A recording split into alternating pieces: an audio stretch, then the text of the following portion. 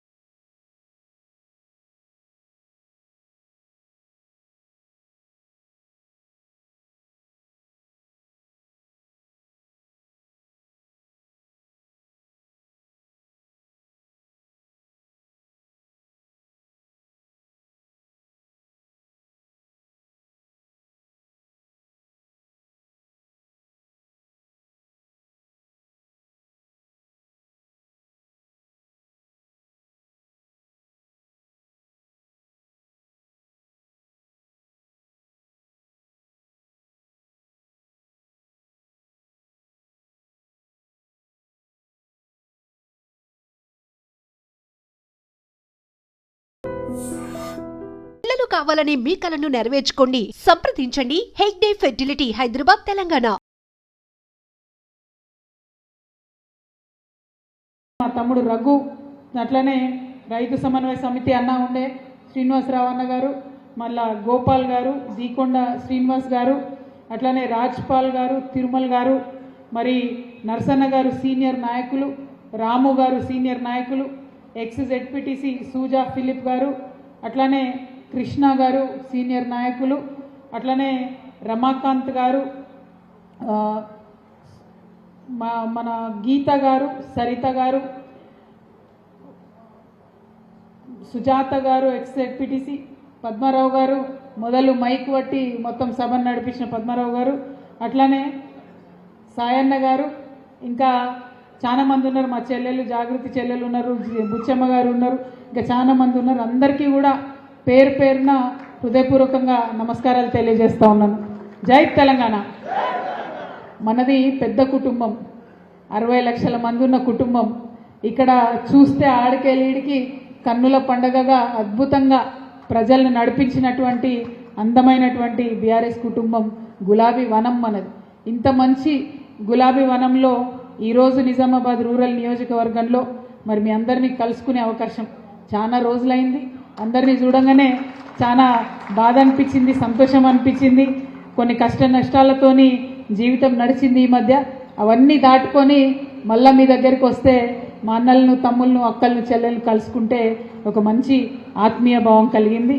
ఆ భావన కలిగించినందుకు, ఇంత మంచి కార్యక్రమానికి నన్ను పిలిచినందుకు మళ్ళీ ఒక్కసారి మీ అందరికి కూడా హృదయపూర్వకంగా నా నమస్కారాలు తెలియజేస్తా ఉన్నాను. ఇవాళ నిజంగా చాలా మంచి మీటింగ్ ఇది, మంచి సందర్భం. ఎందుకంటే మన పార్టీ 25 వసంతాలు నింపుకుంటున్నది.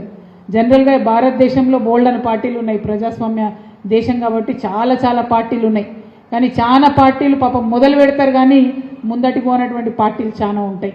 మన పార్టీ మొదలు పెట్టుడే ఒక భూకంపం సృష్టించినాం మనం. ఆ భూకంపం సృష్టించి దేశం మొత్తం కూడా మన ఉద్యమం ఏంది, మన సత్తా ఏంది చూపించినాం. చాలాసార్లు ఏమంటారంటే ఏదన్నా ఉద్యమం కానీ పోరాటం కానీ మొదలుపెట్టిన వాళ్ళు ఆ లక్ష్యం చేరుకోవడం కష్టం. ఆ లక్ష్యం చాలామంది, ఇది నేను చెప్తున్న మాట కాదు, ఆనాడు పెద్దలు రాష్ట్రపతిగా పనిచేసినటువంటి ప్రణబ్ ముఖర్జీ గారు కేసీఆర్ గారికి చెప్పినటువంటి మాట ఏమని చెప్పారంటే, కేసీఆర్ మీరు చాలా అదృష్టవంతులు, ఎందుకంటే అనేక మంది ఉద్యమాలు చేస్తారు, ఆ ఉద్యమాలు సఫలం కావు, మధ్యలోనే ఆగిపోతాయి. మీరు ఉద్యమం చేసిండ్రు, అది సఫలమైంది, రాష్ట్రం వచ్చింది, వచ్చిన రాష్ట్రానికి మీరు ముఖ్యమంత్రి కూడా కాగలిగిందంటే మీది మామూలు విషయం కాదు, చాలా అద్భుతమైనటువంటి విజయం అని చెప్పి ఆనాడు ప్రణబ్ ముఖర్జీ గారు కేసీఆర్ గారిని రాష్ట్రపతి హోదాలో దీవించినటువంటి సందర్భంలో నేను కూడా ఆ మీటింగ్లో ఉన్నా. మీ దయ వల్ల నేను ఎంపీగా గెలిచినప్పుడు పెద్దసారి మా ఎంపీలందరినీ తీసుకొని రాష్ట్రపతి గారి దగ్గరికి పోయినప్పుడు ప్రణబ్ ముఖర్జీ గారు చెప్పినటువంటి మాటలు, ఎందుకంటే ఆయన జీవితంలో అనుభవంలో ఎన్నో ఉద్యమాలు చూసుంటాడు. కానీ చాలామంది కొంచెం ముందటి పోతారు, కొద్దిగా ఇబ్బంది రాగానే పక్కకి వెళ్ళిపోతారు, ఇడిచిపెట్టేస్తారు, లేదా తొవ్వ తప్పుతారు, లేదా అనుకున్నది సాధించేటటువంటి పరిస్థితి ఉండదు. కానీ వారి బిడ్డగా, వారితో పనిచేసినటువంటి సైనికురాలిగా నేను అనేక విషయాలు చూడగలిగాను. చాలా సందర్భాల్లో సంక్లిష్టమైనటువంటి పరిస్థితులు ఉంటుండే. ఇప్పుడు ఈ నిర్ణయం తీసుకోవాలన్నా వద్దా, తీసుకుంటే ఉద్యమానికి దెబ్బ తగులుతుందా, ఇట్లా అనేకమైనటువంటి సందర్భాలు నేను చూడడం జరిగింది. నాకు బాగా గుర్తుంది, దీక్షకు పోతున్నటువంటి సందర్భం. కేసీఆర్ సార్ మేము దీక్ష చేద్దాము, నిరాహార దీక్ష ఒకటే మార్గం, ఇంతకు మించి ఆ కాంగ్రెస్ వాళ్ళు వినేటట్టు లేరు, తెలంగాణ ఇచ్చేటట్టు లేరు అని అంటే నేను కల్లారా చూసిన పెద్ద మనుషులు, చాలా పెద్ద మనుషులు కళ్ళ నీళ్ళు పెట్టుకున్నారు. పాపం వద్దు సార్, దీక్ష చేయొద్దు సార్, మీది అసలే బక్క మనిషి, మీకేమన్నా అయితే ఉద్యమం ఎటు కాకుండా ఓటది, మీరు బాగుంటే ఇప్పుడు కాకపోతే ఇంక 5 ఏళ్ల కన్నా తెలంగాణ తెచ్చుకోవచ్చు, కానీ దయచేసి దీక్ష చేయొద్దని చాలామంది పెద్ద మనుషులు కళ్ళ నీళ్లు పెట్టుకొని కేసీఆర్ గారికి చెప్పిన విషయం నేను స్వయంగా చూడడం జరిగింది. కానీ మొండి మనిషి, బక్క మనిషి కానీ మొండి మనిషి. అందుకనే క్వశ్చనే లేదు, మనం ఇన్నేళ్ళు కొట్లాడినాం, అన్ని రకాలుగా ప్రయత్నం చేసినాం, యూపీఏలో భాగస్వామ్యమైనాం, కామన్ మినిమం ప్రోగ్రాంలో పెట్టించినాం, అయినా మోసం చేసిండ్రు. 2004లో ఇస్తామన్నారు, ఇన్ని రోజులైంది ఇంకా కూడా ఇయ్యలేదు.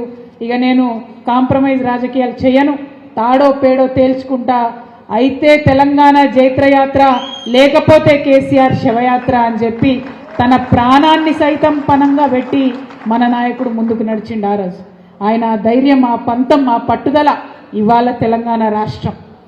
అంతేగాని ఉట్టుట్టిగా రాలే తెలంగాణ, ఎవడో మనకు బిచ్చమేస్తే రాలే. మనం ఒక కంపల్షన్ క్రియేట్ చేసినాం, ఒక పొలిటికల్ కంపల్షన్ క్రియేట్ చేసినాం.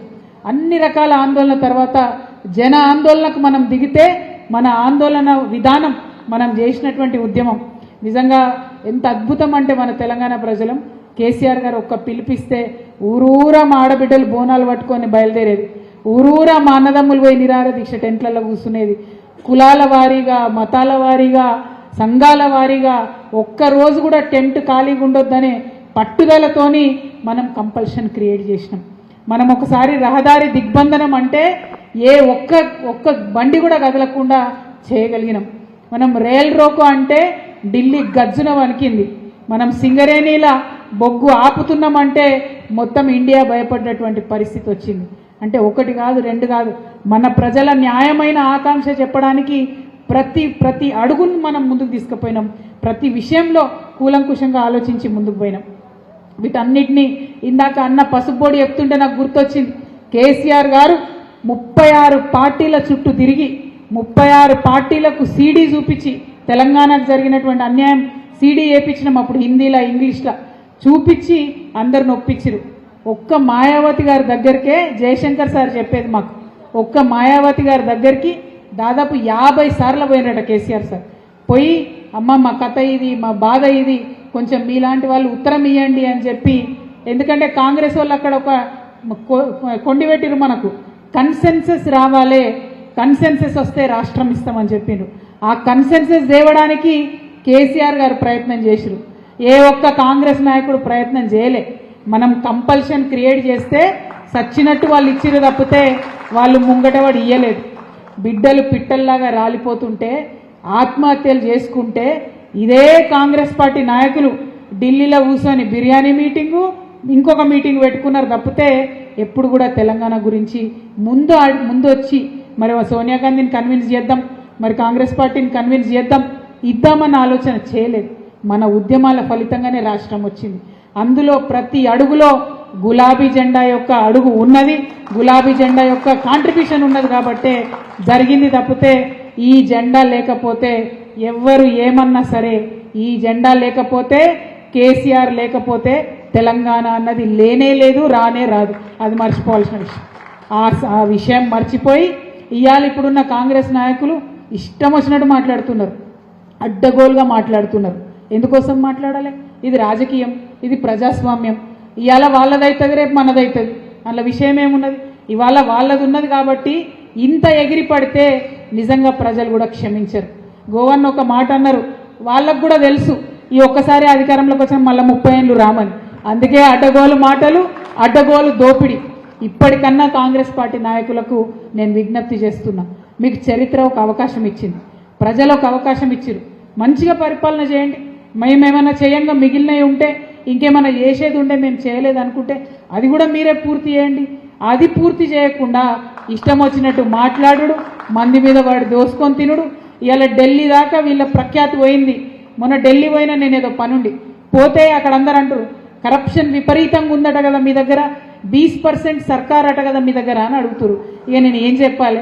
మనం తెలంగాణ మీద ఎవరైనా ఒక మాట మాట్లాడితేనే గుండె పిట్టినట్టు అవుతుంది. ఏ రాష్ట్రమోడైనా సరే, ఎవరైనా సరే మన రాష్ట్రం బాగుంది, మన రాష్ట్రం నంబర్ 1 అని చెప్పాలి అనుకుంటాం. కానీ ఢిల్లీకి పోతే ఆప్కే పాస్ 20% సర్కార్ చెల్లరా అంటే నేను ఏమనాలి?